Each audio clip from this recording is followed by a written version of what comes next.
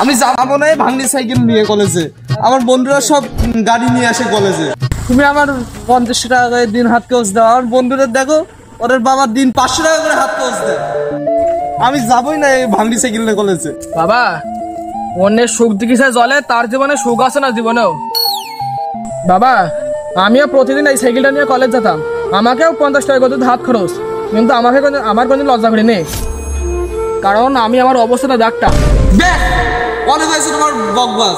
আমি আর তোমার একটা কথা বন্ধু শুনবো না। আমার গাড়ি চাইটা গাড়ি চাই, নাহলে আমি কলেজে যাবো না। বাবা, তুই আমার একটা কথা অন্তত শোন, একটা কথা শোন বাবা। বাবা, যখন পালতেই পারবো না তখন জন্মটা দিলে কি জন্য? অপূর্ব, আমি তোর একটা আমার ভালো বন্ধু মনে করতাম, আমি তোর একটা ভালো বন্ধু মনে করিলাম, কিন্তু তুই তো আসলে কোনো মানুষের মধ্যেই পড়িসনি।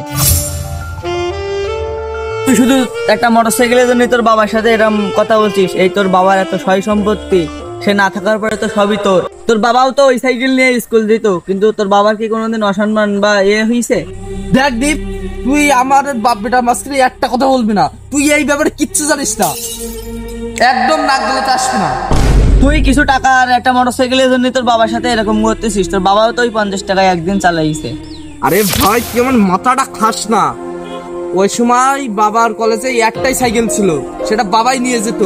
আর ওই সময়ের 50 টাকা সমান আজকের 5000 টাকার সমান, বুঝতে পারছিস?